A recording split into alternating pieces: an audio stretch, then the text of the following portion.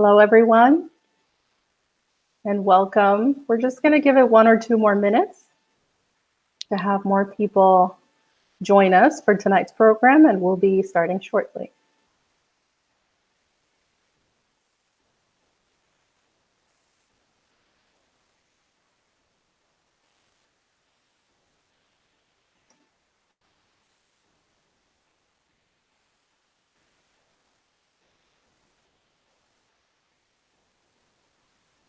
If you're just joining us, we are waiting 1 or 2 more minutes until give people a chance to join us for this program tonight, and we'll be starting in just a minute.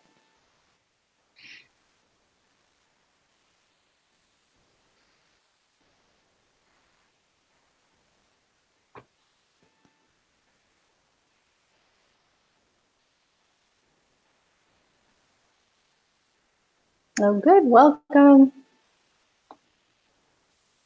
If you're just joining us, we're going to wait 1 more minute and then we'll get started. If you want to say hi on the, use the comment box to say hi and let us know where you're watching from, if you don't mind. I'm sure we'll have people joining from different parts of the country. That would be interesting to see where you are watching from.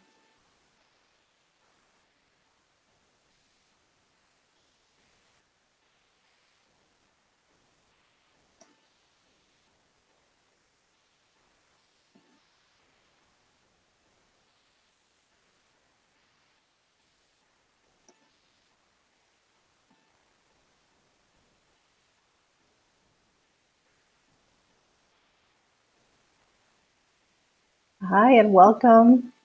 Oh, wonderful. From Florida, from Memphis, from just down the road in Winter Park. Fantastic. From Bonita. Hello, everyone. Thank you so much for joining us tonight. All right, well, we're going to go ahead and get started. Good evening, everyone. I'm Gisela Carbonell, curator at the Cornell Fine Arts Museum at Rollins College. I want to welcome you all to tonight's event, which is in conjunction with the exhibition Pushing the Envelope, Mail Art from the Archives of American Art, which is currently on view at the museum. And it's also generously funded by the Pabst Steinmetz Foundation. This program is made possible in part by Art Bridges and by the Thomas P. Johnson Distinguished Visiting Scholars Fund at Rollins. Tonight's speaker, Dr. Miriam Kienle, is Assistant Professor of Art History at the University of Kentucky, specializing in modern and contemporary art. Kienle's teaching and research focuses on gender and sexuality, new media, and the digital humanities. On these topics, she has published in Feminist Studies, Oxford Art Journal, Media N, Panorama, and Artlist Bulletin. Additionally, Kienle has curated exhibitions at venues such as the Krannert Art Museum in Champaign, Illinois, South Roque Museum in Lisbon, Burlington City Art Center in Burlington, Vermont, Dorsky Curatorial Projects in New York, and Parachute Factory in Lexington, Kentucky.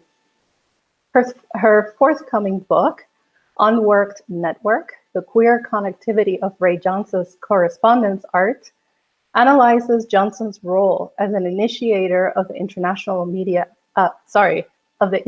mail art movement through the lenses of network studies, queer theory, and histories of interpersonal communication, and will be published by University of Minnesota Press next year. Please submit your comments and questions in the comment box, and we will address as many as we can at the end of the presentation. I am delighted to have you with us, albeit virtually. Miriam, welcome, and I will pass on the microphone to you. Okay, great. Thank you so much. I'm so glad to be here. And thank you, Gisela, for inviting me to present here today and for that wonderful introduction. And also for working to bring the exhibition, Pushing the Envelope, to the Cornell Fine Art Museum. I truly wish that I could be there with you in order to see the exhibit installed in person. It looks great from what I've seen online.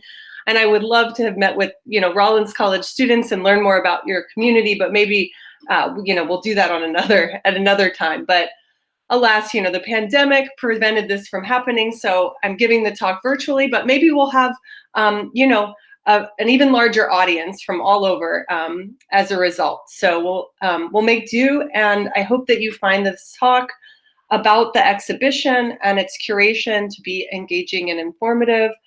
So I'm going to talk about Pushing the Envelope, an exhibit that I curated with students from the University of Kentucky and with the generous support of the Archives of American Art. And I'd also like to thank them and thank everyone really at the Cornell Fine Art Museum for making this show happen. So this exhibition really started with a seminar class on mail art that I plan to teach at the University of Kentucky. In this class, I wanted for students to come into direct contact with mail art and engage with primary sources. So both to see and examine pieces of mail art, but also to read oral histories and zines and magazines about this little understood art practice. As Archives of American Art has one of the best collections of mail art in the country, I reached out to them to see if they would digitize some materials for us to research. In discussing this course with the curator Mary Sabig and director Liza Kerwin, both fans of mail art, they thought that it would be great if I curated a show of mail art using material from the archives that included student contributions, and that this pedagogical exercise might serve as a template for other classes wanting to engage with the archives material. So I began building a syllabus of readings, and I went to the archives and I selected work that I wanted to have them digitize. And I tried to select a lot of different items that I thought might be of interest to students. So I wanted material from different national contexts and that had a lot of different thematic possibilities. So they scanned all this material and uploaded it into folders for us to check out. And ultimately, with students, through our discussion, we zeroed in on some key themes that would organize the show. But before I get deep into that process, I'd like to give you some background on mail art. So during the 1950s and 60s, artists from around the world began using the postal system as an alternative means of producing, distributing, and receiving art, with letters, postcards, and packages, as well as material that really tested the limits of what could be posted. So there are stories of mail artists mailing bricks and nails through the mail. They reflexively engaged with the postal system and postal delivery and circumvented, at the same time, traditional elite modes of display and distribution, like in galleries and museums, in favor of this more accessible space of the postal system. So utilizing the commonness and interconnectedness of postal networks, they interrogated the inequities of the global art market and national regulations around culture and communication, creatively sidestepping the art market and in many instances eluding government censors. So the artist, for example, Sergei Sagai, was a mail artist who worked in the former Soviet Union and found mail art to be a way of exhibiting and sharing unofficial art, or art that was in opposition to the kind of authorized art of the Soviet government. And so this was a way to share work within the Soviet Union as well as with artists outside. This piece of mail art, this brochure for a mail art exhibition, was researched by the artist Maria Sperina, who was at UK with a Fulbright scholarship and is currently a delegate to the Stanford Forum on Cultural Relations between the US and Russia and pursuing a Ph.D. in American Studies. So she started researching this brochure for a mail art exhibition, and she found that the artist was drawing on Russian folk traditions, particularly children's stories, illustrated children's stories, to promote this unsanctioned art, so making this kind of savvy move to make unofficial art. In addition, so she really used her knowledge of Russian culture and her, her language skills, and in order to support the exhibit, as did other students. Some students spoke Spanish and they worked on mail art from Latin America. So in addition to students bringing their different skills, of which I'll touch on in the talk, to this researching the show, it also served as an opportunity for me to share my own research on Ray Johnson with students. So I composed this label for this particular work in the exhibit that is by Ray Johnson with my student Isabel Martin, who's gone on to pursue a graduate degree in art history and has an interest in participatory art practices. So we looked at how Johnson was using interpersonal communication as a means of critiquing the exclusionary social networks of the art world. So we see, everybody in his correspondence school represented as a little bunny, and some of these are very famous curators like, Barbara Rose, or well-known artists like Jim Rosenquist, but they're also male artists and friends who are in further flung locations like, rural Tennessee or rural Georgia, so there's this kind of collapsing of different art worlds together in the New York Correspondence School that kind of erodes that that distinction between the sort of like elite realms of the art world and the outside. So given the collaborative nature of the mail art movement, it made sense to have this class centered around a kind of collaboratively made exhibition. And because Archives of American Art had such great material and a strong educational mission, they were a perfect partner for this project.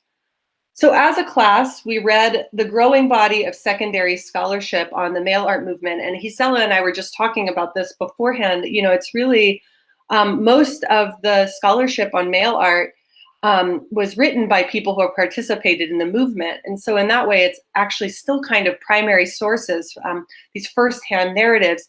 But a lot of scholars have started to research this work as, prescient for networked practices today and through different kinds of lenses. So we started reading a lot of this growing secondary scholarship on mail art and looked at a lot of primary materials held in the Archives of American Art collection.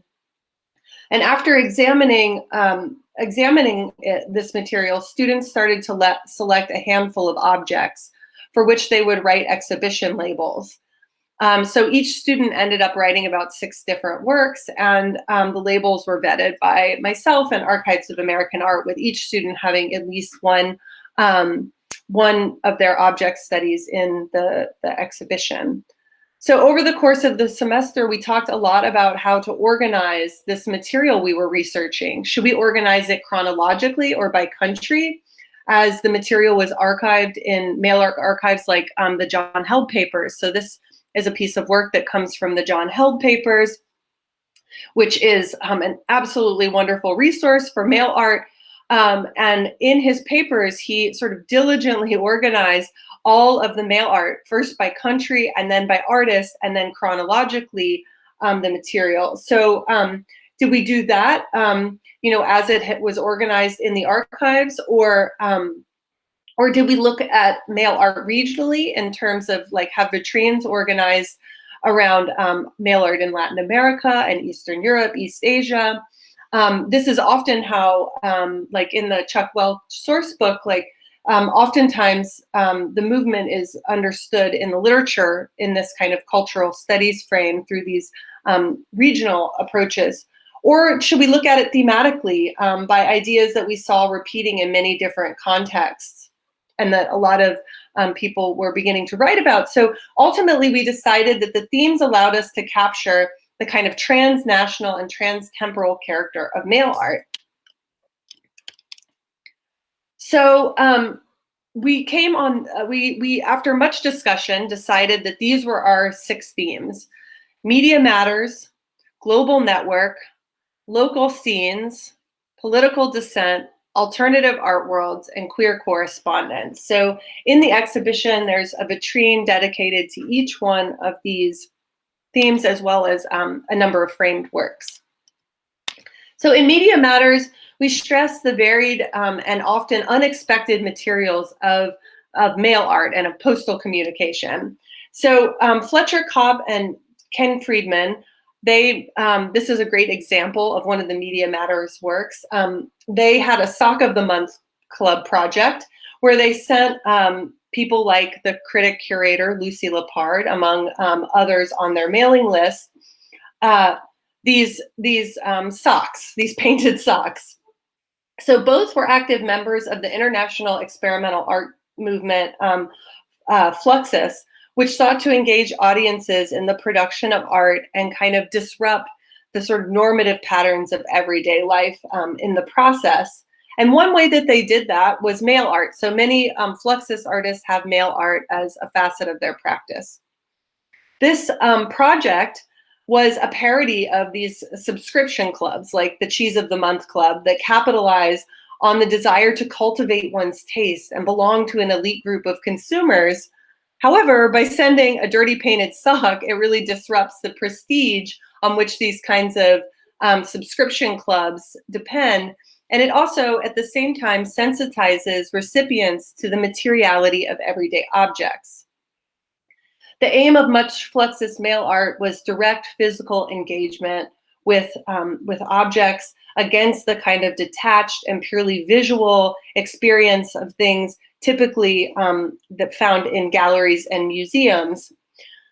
So one of the things that we often discussed in class was how to display mail art, which was designed to be physically handled and opened up and laid out on your table and turned around and physically handled. And it was also often intentionally resistant to museological frameworks. Many of the artists in the mail art movement were really trying to build an alternative art world. So this was another one of our themes. So this theme centered actively on how artists actively tried to circumvent the art market and art institutions, attempting to commandeer its communication networks in many cases at the same time. So Detroit-based artist Carol Schneck, she made this postcard series about mail art having no use for museums. Mail art in her formulation is meant to be enjoyed and discarded, not saved in collections. In fact, Schneck suggests maybe we should discard such institutions of art altogether. Here, we see her suggesting that the Whitney be thrown, the Whitney Museum of American Art, now actually the Met Breuer, that famous Breuer building, that should be thrown into the dustbin of history. Given many mail artists' antagonism towards the museum, we talked a lot in class about what it meant to put these works on display in a museum exhibition. If archives and museums didn't collect mail art, then how would it be remembered? Was the good of sharing this work and putting it on display in public a trade-off for placing it under glass in a gallery? Clearly, we decided it was, but I'll return to the value of asking these questions in a moment. This work was researched by the MFA student Liz Hamilton, who is now an instructor of design history at Saddleback College in California. And so another big theme that of the class and of the exhibition is the global network for mail art, which examined how mail art connected artists across disparate global localities.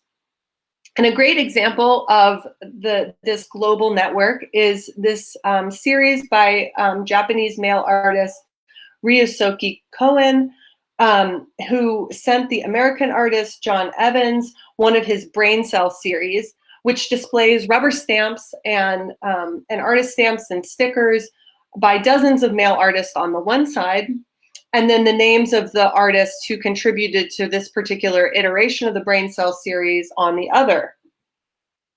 So with the project ultimately growing actually to feature 6,000 artists from all over the world in its 35-year existence, it both visualizes the network and expands it by sharing mailing addresses among recipients. This work was researched by library science grad student Jessica Perry, who now works as a librarian at the UK, the University of Kentucky's main library. And Jessica brought her interest in the digital humanities to the class with these really looking at like geomapping these addresses in order to get a sense of the reach of this person's network, and writing her final paper on it. So the next big theme was political dissent, which addressed artists who leveraged the international mail art movement against governmental constraints.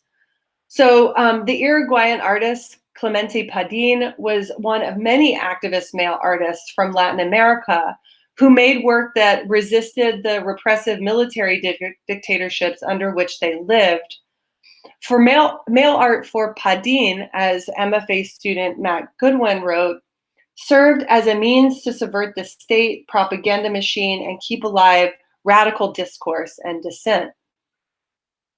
So Padin often collaborated with artists across Latin America, including others on view in the exhibition like Eduardo Vigo and Graciela Gutierrez Marx. And he advocated for human rights in other national contexts, and even those beyond Latin America. Here we see Padin circulating postcards that call for the end of apartheid in South Africa. Another theme of the exhibition is local scenes. This section focused on how mail artists forged localized and often underground communities through the postal system and also local events. This particular example by Russell Butler, or AKA Buzzblur, and a lot of mail artists have a kind of, a pseudonym and or a nom de plume. So he made these artist stamps that were portraits of mail artists in the region, and for this kind of Southwest Decentralized Mail Art Congress that was being held in Dallas. And then artists, when they received these portraits of people that they knew in the movement, they could pull them apart and integrate them into their own mail artworks that were then sent on to others.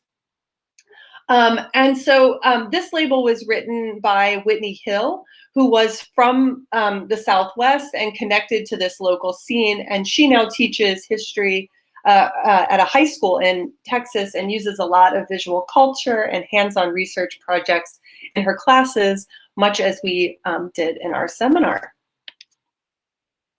And the final section of the exhibition is queer correspondence. This focused on artists resisting the regulation of gender and sexuality by mass media and censorious postal statutes. So we see here this example by Pat Larder, a British Australian artist who circulated postcards that resisted the so-called decency statutes of national postal systems and parodied what she called male-given sexual stereotypes. With ostentatious outfits and exaggerated poses, she disrupted the binaries and hierarchies that structure gender and sexual relations. Her mail art, which served to document and extend her performances, calls attention to the male gaze and stresses sexual liberation through gender-bending erotica. Subverting the male dominance of mail art, Larder was the first artist within the movement to coin the term female art. Her postal performances thus offer an alternative reality in terms of how to get, quote, arted. Given that this section related to my own research interests, I wrote many of the labels for this particular part of the exhibit. And one of my favorite works in this section is by Fluxus artist Dick Higgins. These are this is his Shem postcard. So he made a whole series of these postcards. And I think they're interesting because they're so prescient for today's discussion around gendered pronouns, and yet they were made in 1976. So he designed this postcard to circulate gender non-binary pronouns that fused male and female, suggesting that we use the term shem instead of the binary she or him, or that we use sure instead of him or her, and so on. So this section of the exhibit, Queer Correspondence, was also one of the most applauded because the LGBTQ aspect of mail art had long been ignored in the literature on the movement. So art historian David Getze tweeted about how thrilled he was to see Stephen Barbel's genderqueer designs on view in the exhibit. Getze had just curated the first ever exhibit of Barbel's work at the Leslie Lohman Museum in New York. And so he was really excited to see this piece, this Babylon Sunday Times on view in the show. And the critic Johanna Fateman, in her celebratory review in the New Yorker of the exhibit, reproduced a work by the male artist Les Petits Bonbons, who were self-described as a, quote, group of gay life artists who live and play in and around Milwaukee, Hollywood, and the world. And they invite us to imagine, quote, imagine a gay universe.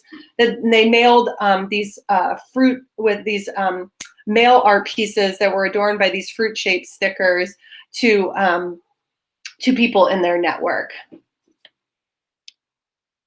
So because of Fateman's review, a friend actually of the Petit Bonbon, of one of the founding members, Jerry Driva, contacted me about his Driva archive, which I then forwarded this to Archives of American Art in the hope that they might acquire this material so that future research could be done on this really important group, which they ultimately did. It's great. It's now at the Archives of American Art. And Gisela, I put one of the pieces from that archive that has a Dali portrait in here for you.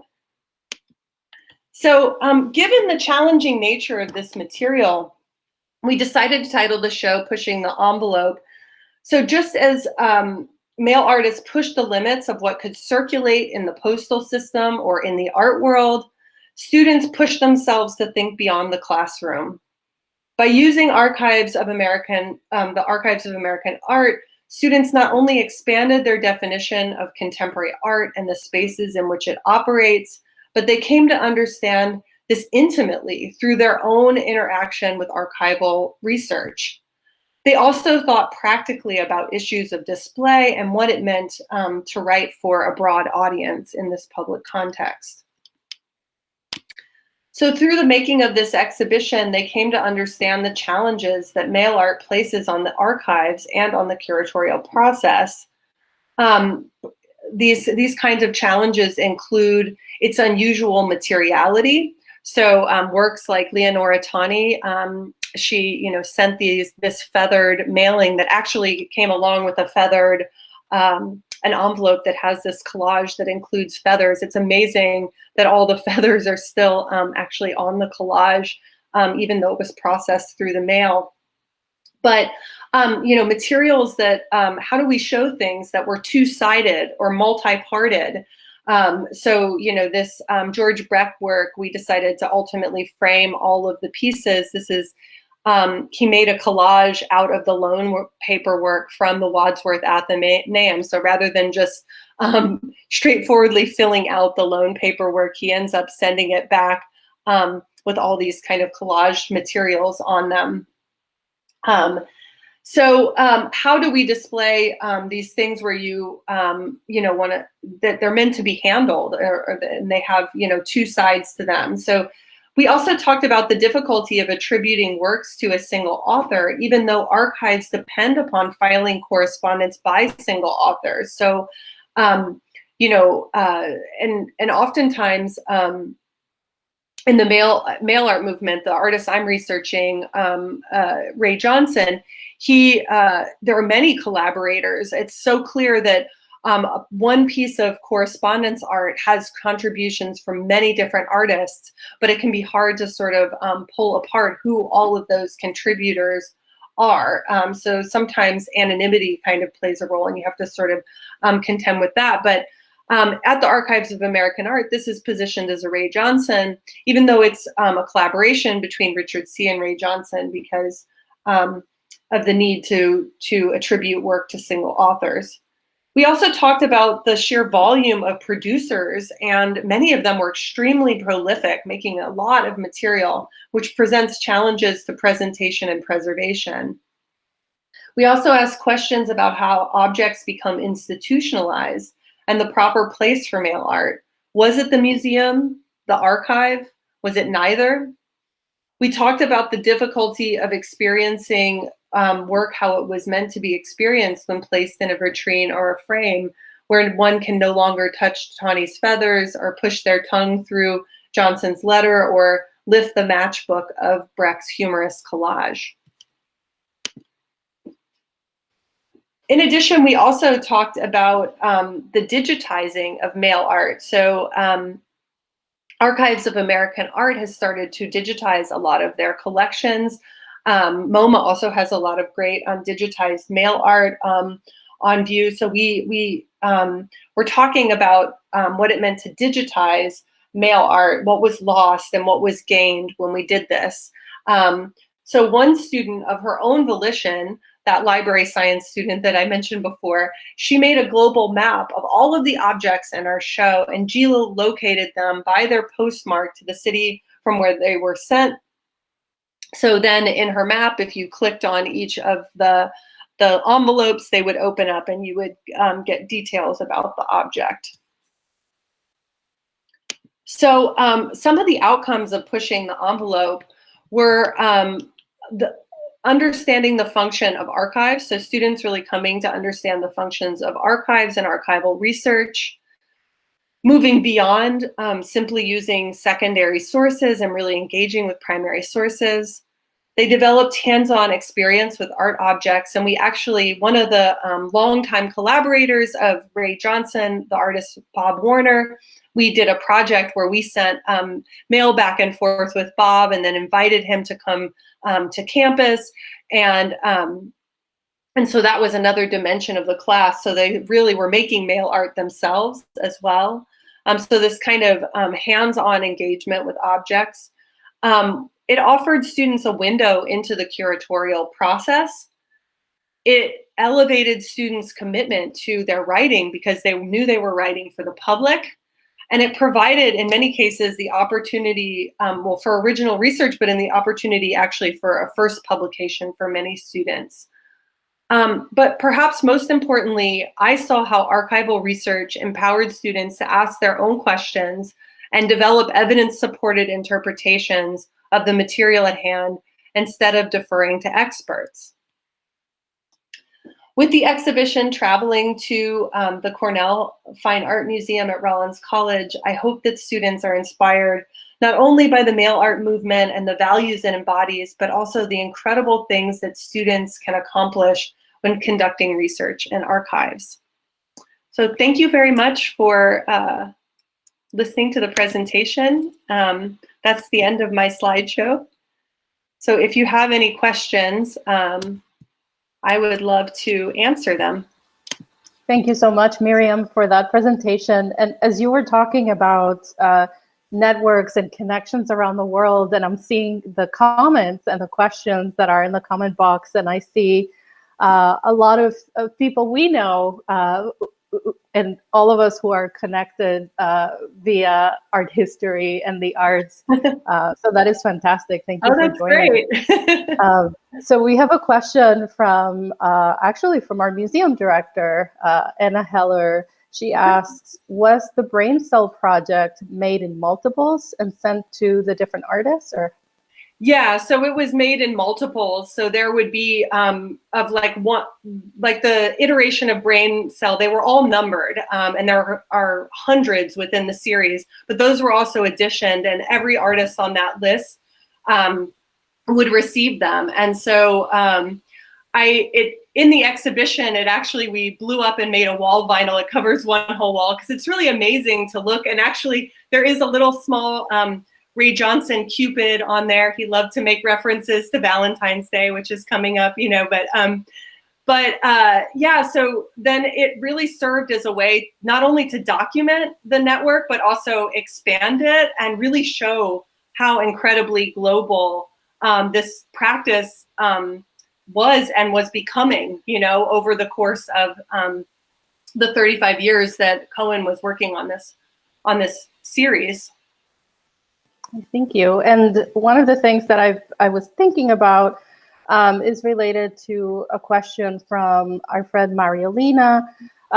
because I was thinking, how does the internet impacted or shaped or disrupted or maybe helped affirm the correspondence and mail art movement? And she asks, is digitization, insofar as it is experienced virtually, a more adequate vehicle of expression and communication than museums for mail art?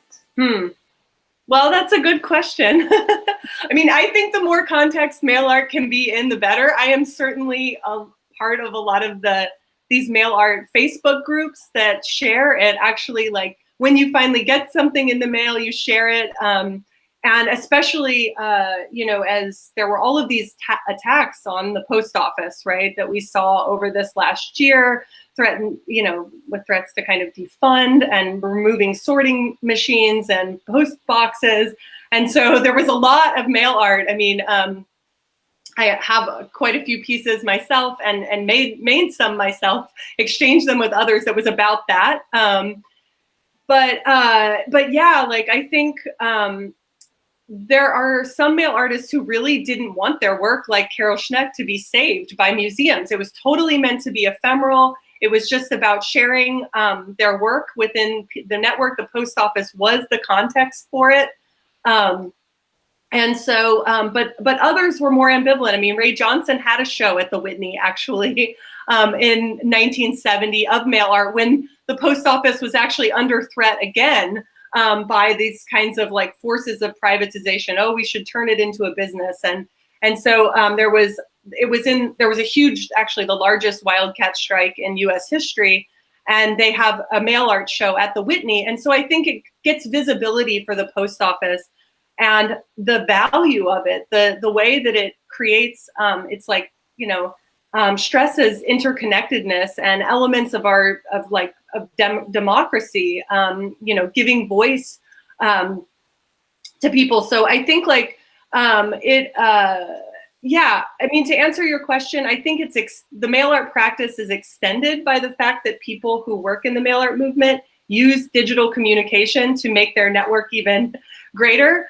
I think some folks are really tied to like the material, tangible, mailed work and aren't engaged at all with the internet. Some of those are okay with like Richard C., who you saw that collage with Ray Johnson, who, and I'm looking at a collage right here that he sent me. He sends me these collages all the time.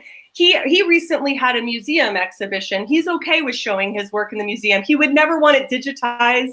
He does a lot of stuff with Surface and with cutout. And so anyhow, so I think it depends upon who you ask and what their particular mail art practice is like, where they think what the right context is. So sorry, that was a really long answer. No, and it's so fascinating also to think about the practice in its different moments in time, right? And it almost evokes this exquisite corpse kind of practice where it's additive, right? Everyone who is involved brings something new to the image or to the object, and then it turns into something else, and then it lives in a different way, which is fascinating. There's a question about from Lainey. She wants to know, is there any lesbian-specific mail art you know of? As I think even with queer history, there isn't as much attention paid to lesbian culture as gay men. I would love to see something related to the butch femme. The question just, sorry, but yeah, if there are related to I mean, I think there's been great stuff written about like Miranda July's like mail art projects and like tapes that go. I think about it, I guess, later than this moment. I know Ray Johnson. I mean, many of his collaborators who made work with him, Tender Buttons and Jill Johnston, and there were a number of people sort of in his network who were, making work from a lesbian perspective. I do think you're right, though. Like most of the literature, like there is a lot of literature on general idea from Toronto, like A.A. Bronson and the File magazine folks. Like so, sort of that it was really like a gay male network of artists. But you know, there were I do think and the Petit Bonbon as well. But yeah, and so I do think those are a handful of the artists that I know that collaborated with Ray Johnson. In my own book, I talk about him, those collaborations. But I think you're right. Like the literature is thin, and maybe that the male art, you know, there maybe that bias still is there. I mean, and when I think about like a lot of the work written on male art from a feminist perspective, that actually is pretty straight too. So yeah, so thank you for that. I think that's an area that could really expand as we're beginning to really see kind of like the first histories of male art being written. So yeah. Thank you. There's another question from Anna, and we were just talking about this the other day in the gallery when we were looking at some of the works in the exhibition. She says, I'm wondering about the artists working in the former Soviet countries. Did any of them get in trouble with the censors? Having grown up in Romania, I'm surprised that some of these actually got through the mail. Yeah, I know. It's amazing, right? And like there are stories of male artists in the former Soviet Union, like sewing things shut with really thick paper so that it would be hard for the censors to pull it apart. Like maybe it just wouldn't be worth it, you know, as the volume of mail was kind of coming through. But also in that way, it also calls attention to itself. So yeah, I mean, certainly things did not get through, right? And I think a lot of this work was made sort of near the end of the Soviet Union as well. But yes, yeah, there are definitely stories about that. Like it's a practice that can, in some cases, slip underneath the radar, but in others, definitely the work was censored. And so, yeah. Was it male art in general that was censored, or certain themes within a piece of mail that had been artistically intervened? Yeah, I mean, in a way, I mean, it's an unofficial art practice, right? So I do think both of those things. If there is a subversive message, certainly, but then also just the fact that this work is creating kind of a network of people working in an unofficial way is also a problem, right? So yeah, both of those things. Wonderful. And there's another question here, or a comment from an elementary art teacher. And she says she's very interested in this, he says he's very interested in this art form. I hope to have my students explore correspondence art as an art form, as a form of expression. Who was the artist you mentioned who did not necessarily want her correspondence art to be archived? Oh, Carol Schneck. So the one who said, you know, that mail art is meant for the trash can. She was like, it should be completely ephemeral. Like it's used, you know, to connect people, and then it's ephemeral. I do think too, you know, there are pieces of mail art like we have in the show that say "do not open," right? And so ones that are kind of like resisting being like opened or archived, right? And I think George Brecht is also like with that piece of loan paperwork, which I sort of read to because he asked them to send something to Ray Johnson. In a way, he's commenting on the exclusion of Ray Johnson from this exhibit because his work is so ephemeral and kind of not museum ready. And so he makes his own loan paperwork into a collage to kind of comment actually on the exclusion. And so I think it goes in the museum, but it's sort of resistant to it as well. So I found that to be, yeah, so there are all of these different ways where they're kind of toying with art institutions, even if they are working inside of them too. And can you talk a little bit about, you've talked about how these artists in different parts of the world are connected through this practice, but there are several pieces in the exhibition that were sent to curators and critics and art historians. I'm thinking particularly of Lucy Lippard and others. Can you talk about what the relationship was between those artists and those figures in museums and in academia, and how were they connected? What was the role of these exchanges? Right. So, that's a great question. So these works that end up in the Archives of American Art are there because they were in the papers of prominent critics and curators. They weren't like collected by, the American Art Museum, right? Like as works of art, they were sent to these critics and curators. And I think Lucy Lepard and Sam Wagstaff had a lot of mail art in there, and I think that in their papers, and that's because, well, Lucy Lepard has the famous book, 6 Years to the Dematerialization of the Object. She's very much in the moment that mail art is emerging and picking up steam, she is really supporting work that is, it's conceptual, it's pushing against kind of art institutions. And so like, I think when many of the people who sent her work were kind of like-minded, and they were like, oh, Lucy's gonna get it. She wants to be, even if they didn't know her, like the Petit Bonbon work comes from, they sent that from Milwaukee to Lucy Lepard because it's like, oh, Lucy, she'll get it, like what we're doing. And I think same thing with Sam Wagstaff. He was sort of supporting like new, minimal and conceptual work, like new kinds of work in the 60s.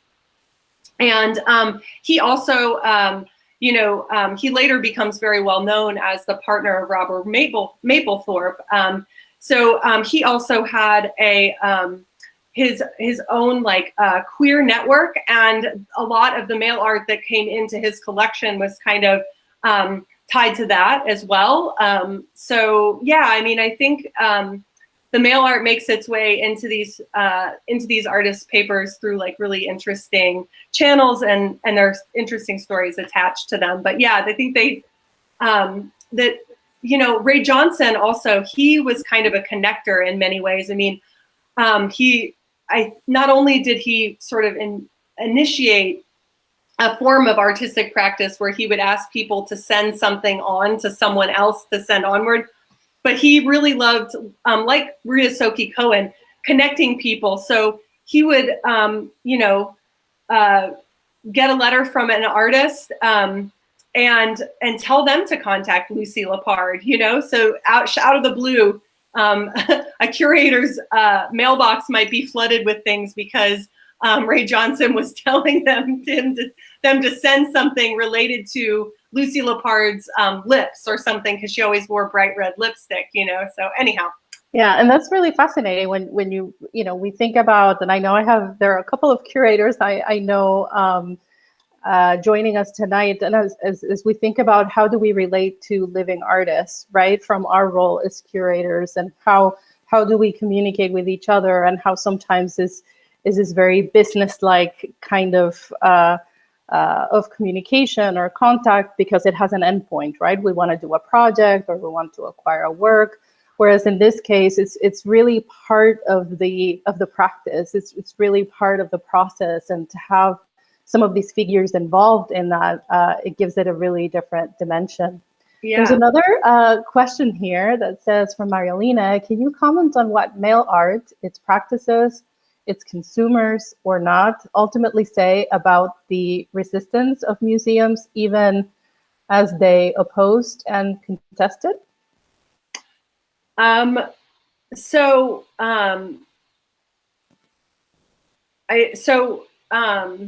just trying to understand the question. So commenting on how mail art, its practices and its consumers ultimately resist museums. So I think, I think a lot about them kind of like commandeering these communication networks. So almost like creating an outside from within. And a lot of curators really didn't want to get mail art. Like even we think about Ray Johnson as this like prescient figure for making this networked practice that was really underground and, and really radical in all these ways, but a lot of curators were like, oh, I wouldn't respond to a Ray Johnson because I didn't want to get a whole bunch of crazy mail art people sending me stuff, you know? So I do think that now it's mail art, there's a lot more interest in it because it seems so prescient, and because the idea of what constitutes art has expanded so much, right, in the last 50 years. And so, yeah, but I think at the time, a lot of curators were sort of resistant. They might have agreed with Carol Schneck, you know, that this should just go in, everything should just go in the dustbin. I know Hilton Kramer wrote a review of Johnson's show at the Whitney that was basically saying as much, like most of this should just probably go in the dustbin, right? But I think like so I think they're operating both in and outside of the museum, and doing it in ways that are really kind of contesting kind of like the elitism, like trying to level the museum to make it accessible. And some curators like Lepard were really open to that, and others weren't. Yeah, so Karim says it's the eternal network. And yeah, the eternal network. Yeah, it kind of transforms and lives that way. Finally, I wanted to ask, you mentioned at the very beginning of the presentation, and not to get into all the historical context, but I think it's important to have that kind of perspective that you mentioned. The movement or the practice of mail art really started in the 1950s and 60s. When we go back to that moment, and we point to specific events or specific changes, whether in the art world or in the world in general, that kind of created the environment for this type of art to develop to the point that it did. Yeah, so I mean, I think like in the art world context, you see the emergence of things like in the 50s, like neo-Dada, right? That's maybe looking back to Dada and Surrealism, who also had ephemeral networks, right? And so there's sort of a resurgence of interest in that, and a lot of artists inspired by that. And, you know, people that Johnson collaborated with, a lot of people think of Johnson as like this really key male artist who really got the movement going in many ways, at least within the US context. I mean, I think socially, so he was collaborating with like Rauschenbergs and Johns and Fluxus artists. So a lot of these artists who are really invested in a lot of like neo avant-garde ideas. So I think that there's that art context. I also think that the regulations around the post office are being challenged. And in my book, I explore how these really censorious postal statutes around how gender and sexuality is regulated, you know, dating back to the Comstock laws, like that, those are beginning to change. So magazines like homosexual activist magazines like One Magazine are beginning to wage court battles around and saying like, look, homosexuality is not obscene. And they're really that we should be able to talk about this through the post office, right? We should be able to circulate our magazines and our mailing lists. And I think many of the artists that Johnson worked with are sort of part of that LGBT movement prior to Stonewall, prior to gay liberation. That is really, there's a groundswell. So we see a lot of these court cases. And so I think mail art, there is, it's really engaged with that history as well. And I think too, in a lot of, you know, like McCarthy era America, in repressive contexts where there might not be like public spaces to exhibit certain kinds of work, the mail, even though the mail is regulated and censored, some things might still be able to slip through. So you could have like a kind of cultural dialogue.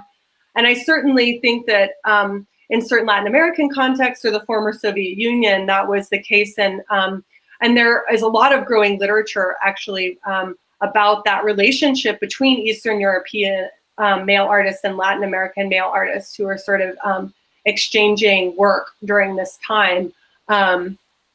So yeah, I mean, I think that's some of the social context around the emergence of this movement. And, you know, and I think that the first ever museum show of mail art at 1970 was absolutely because the post office, again, had become a really visible and contested space because of this drive to kind of privatize it and these strikes by postal workers around really like modernizing the post office, but keeping its kind of democratic values intact. Where, you know, anybody can afford to send something to anybody else for just the small price of a stamp, rather than, I mean, and the people who are trying to erode that from the beginning, from the 50s, the people who are trying to privatize the post office are like the UPSs and FedExs of the world, right? Who would very much benefit from not having cheap postage. So I think that's a whole other as every time the post office becomes visible for these various reasons, because it's sort of a contested space, we see mail art also kind of have a lot of visibility in that moment, even though it was being made all along. So that's fascinating, and we'll have to keep an eye out for when your book is published to read more and learn more, even more about mail art. I want to thank you, Miriam, for curating this beautiful and important exhibition. We have our students engaging with it and our faculty. If you live not in our area, you can go to our website, rollins.edu/CFAM, CFAM, and see the exhibition 360 virtual tour. You can read more about the artists included in the exhibition and have more information. This presentation will be available in the museum's YouTube channel in a couple of days, so you can share it with your friends. If you are in the area, we would love to see you at the museum. The museum is open, offering free admission with free time tickets to avoid crowds in the gallery so we can be safe, wear a mask, and enjoy this exhibition and all the others that we are presenting. Thank you so much, Miriam, and thank you everyone who joined us tonight. We were very happy to have you here, so hope to see you in the next one. Yes, thank you so much. Bye. Good night. Good night.